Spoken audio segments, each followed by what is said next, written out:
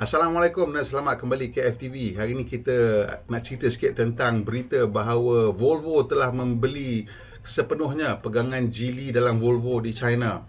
Jadi berita ni telah menjadi satu berita yang agak menarik kerana ianya satu perkembangan yang baru di China, di mana sebelum ini di China syarikat-syarikat kereta tidak boleh mempunyai syarikat pegangan luar 100% kecuali Tesla. Dan Tesla tu sebenarnya bukannya satu yang special kepada Tesla. Sebenarnya ada memang ada peraturan di mana kalau anda ingin membuka syarikat kereta elektrik sepenuhnya, anda tidak perlu mempunyai rakan kongsi tempatan. Jadi sekarang ni dikabarkan bahawa kerajaan China sedang membuka industri otomotif yang selebihnya, iaitu yang melibatkan ICE juga boleh dimiliki sepenuhnya oleh syarikat asing. Ini satu perkembangan yang menarik lah. Tapi ada juga yang bertanya sama ada Geely sekarang mempunyai mungkin masalah kewangan akibat chip shortage, akibat COVID ni semua ni yang menyebabkan mereka terpaksa menjual pegangan saham mereka kepada Volvo kembali. Dan dengan itu juga ada juga orang berkata adakah Proton juga akan ditawarkan untuk membeli saham mereka balik. Tapi saya tengoklah, saya buat kajian sikit, saya pergi masuk ke website Volvo di Sweden. Bukan kajian apa, simple masuk website Volvo di Sweden dan tengok bahawa sebenarnya saham Volvo di Sweden dimiliki hampir 99% oleh Geely Sweden. Dan of course Geely Sweden tu ialah anak syarikat Geely lah. So sebenarnya bila berlaku begini is basically window dressing lah in my opinion.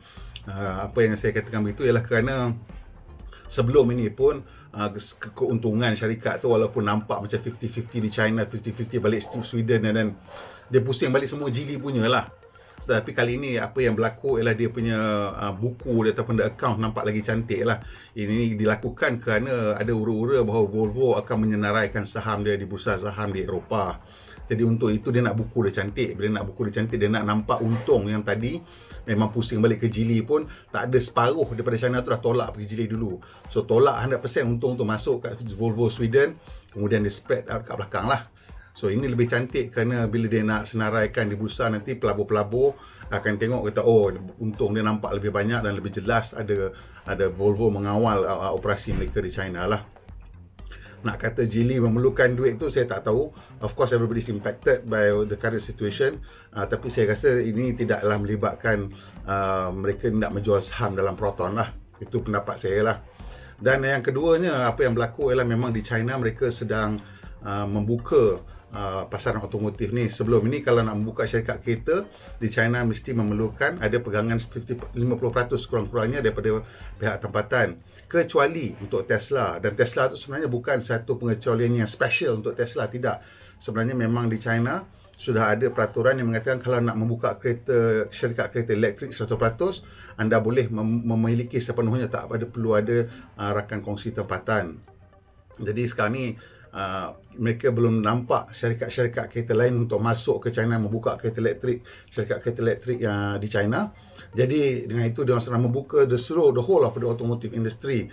Jadi sekarang kilang kereta ICE pun boleh dimiliki 100% oleh pegangan asing. So players besar dekat China yang asing ialah Volkswagen, PSA, General Motors, Mercedes-Benz, BMW, semua of course ada big operations dekat sana. So mereka mungkin akan memikirkan cara bagaimana untuk meningkatkan pegangan mereka ataupun menguasai keseluruhan operasi mereka di China. Tapi itu bukanlah sangat mudah untuk dilakukan kerana kebanyakan rakan kongsi mereka di China adalah terdiri daripada syarikat-syarikat yang berkaitan dengan kerajaan ataupun kerajaan tempatan. Jadi syarikat-syarikat tempatan ini sudah tentu tidak akan begitu mudah untuk melepaskan pegangan saham mereka lah. So itu berita pertama kita hari ini. Janganlah berharap yang Proton tu akan mereka tawarkan untuk jual balik saham lah. Buat masa ni saya tak nampak itu akan berlaku. Dan walaupun hanya berlaku, saya tak percaya ada siapa di Malaysia yang mempunyai keuangan untuk mengambil balik saham Proton tersebut. Kerana apa yang sedang berlaku sekarang, Proton bergantung sangatlah kepada Geely untuk teknologi dan model-model baru mereka. Berita kedua kita ialah mengenai apa yang sedang berlaku lah, PKP ni. Jadi sepanjang bulan Jun dan sekarang kita dah nak masuk Julai, dah lebih daripada separuh dah. Dalam keadaan 2 bulan ini banyak syarikat kereta tidak mengalami sebarang jualan lah. Bulan Jun kosong jualan, bulan Julai pun nampaknya macam kosong jualan. Jadi ini akan mendatangkan kesan yang besar lah kepada keseluruhan otomotif industri.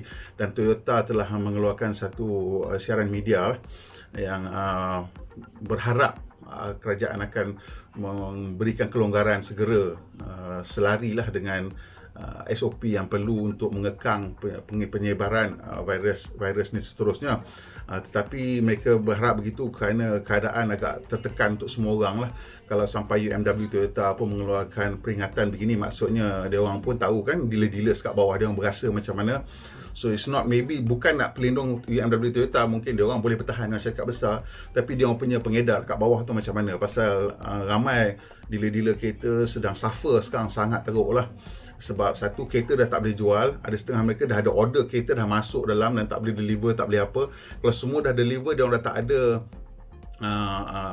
floor stocking punya loan, dah clear bayar semua, kereta dalam showroom dah kosong, tak apa, tapi setengah mereka sangkut dengan floor stocking, kereta yang dah ada tu tak boleh nak jual, jadi semua nak menanggung beban hutang lah. Jadi satu yang kadang-kadang yang agak serius juga.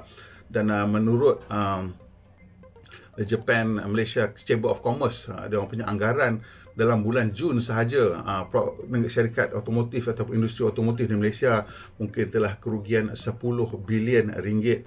So kalau Julai lagi 10 bilion tu dah 20 bilion lah, satu angka yang agak besar. Kita kena bayangkan bahawa nak buka satu kilang kereta yang mempunyai kapasiti lebih kurang 150,000 unit penuh dengan robot baru dalam 2 bilion.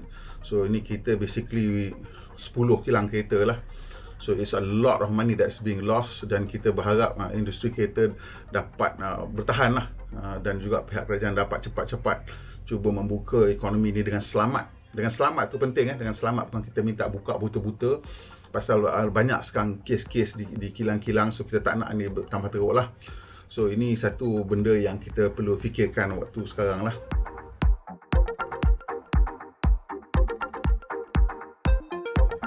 Kemudian kita tengok ini berita seterusnya mengenai Tesla. Jadi Tesla telah membuat keputusan untuk membuka dia punya supercharger kepada syarikat-syarikat lain. Dan ini satu cadangan, satu keputusan yang menarik, dan mungkin akan menyebabkan lebih banyak keuntungan kepada Tesla lah. Let's face the facts.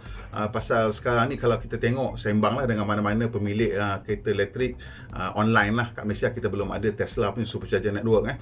Semua orang akan cakap bahawa Tesla punya supercharger network works the best. Dekat US dia ada dua competing system lah. Basically Tesla punya supercharger network dengan Volkswagen punya Electrify America.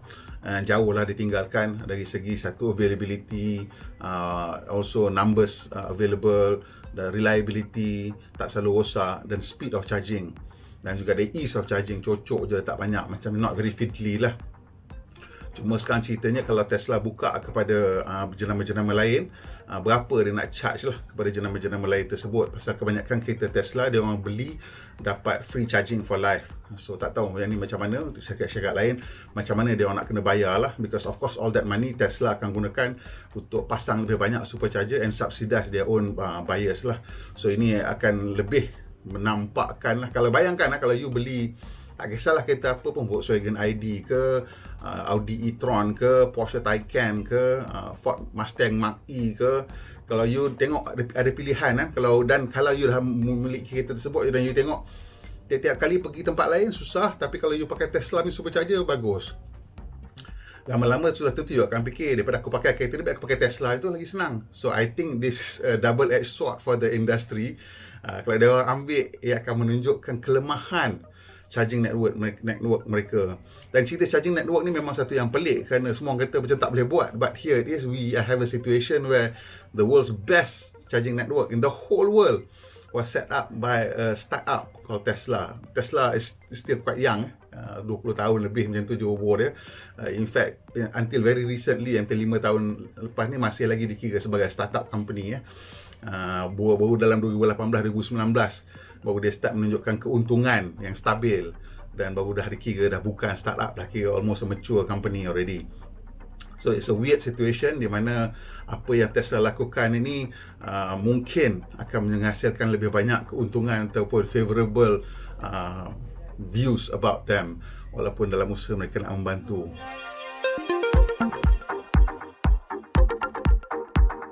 Ini mengenai Mercedes-Benz pula. Jadi semalam Mercedes-Benz telah membuat satu statement lah, media statement di mana mereka berkata daripada 2025 ke atas, semua platform yang baru yang mereka hasilkan akan hanyalah menjadi platform pure elektrik. Dia orang tak akan hasilkan lagi dah platform ICE yang baru selepas 2025. So kita ada hanya lagi 22, 23, 24 3 tahun saja lagi di mana mungkin keluar platform baru, dan saya tak nampak ada platform baru yang akan dilahirkan lah. Adakah kita yang perlukan full model change? The E-Class lah, I think the E-Class might come in with a new full model change, but saya tak nampak benda tu akan menggunakan platform super baru lah. Mereka saya rasa akan refresh je apa platform yang ada sekarang ni dengan a brand new top hat lah. So saya nampak apa-apa yang dah akan lahir dalam tempoh terdekat ni, kecuali yang dah dibangunkan sebagai platform baru, tak akan dibangunkan lagi lah sebagai platform baru, semua akan dapat top hat baru sahaja. Dan menurut Mercedes lagi, mereka mengatakan bahawa mereka bersedia untuk menjadi pembekal elektrik sepenuhnya, kereta elektrik sepenuhnya pada tahun 2030 ke atas untuk pasaran-pasaran yang sudah bersedia. Jadi ini memang nampaknya angka jualan Mercedes-Benz untuk tahun 2019 itu satu angka yang sangat tinggi, ialah lebih kurang antara 2.2 hingga 2.3 juta unit kereta. So lebih kurang itulah yang nampaknya memang betul-betul perancangan mereka ialah untuk membolehkan mereka menjual kereta elektrik sepenuhnya jika permintaan ada. Kalau kita tengok dia punya battery size sebab Mercedes-Benz ni satu jenama mewah, jadi saya tak kira mereka akan menghasilkan kereta-kereta yang punya battery kapasiti yang kecil lah. For example, the EQS is expected to have battery size 120 kWh dan untuk kereta-kereta lain pun saya rasa paling sikit pun 60-70 kWh lah. Pasal ini jenama mewah dan mereka akan menjualnya pada harga premium. Satu lagi berita menarik ialah mereka mahu mempunyai Mercedes-Me charging outlet sebanyak 530,000 AC dan DC. So that's a large number, tapi dia campuran AC dan DC. AC ni memang low speed punya, DC tu high speed lah. So tak tahu macam mana dia punya split dia. Kalau AC banyak dan memang banyaknya dia masih lagi memikirkan plug-in hybrid lah. Kalau untuk DC, untuk kereta elektrik sepenuhnya, memang kebanyakan akan pasang DC lah, DC charger, pasal tak make sense, otherwise kita tunggu lama. So kita tak tahu macam mana ini akan move forward, tapi dia kata mereka memang akan kekal dengan target-target keuntungan mereka untuk BEV lah. Pasal kita tahu bahawa buat masa ni lah orang kata kos untuk BEV masih lagi tinggi. Jadi mereka kena carilah kat mana cara nak mengurangkan kos tersebut.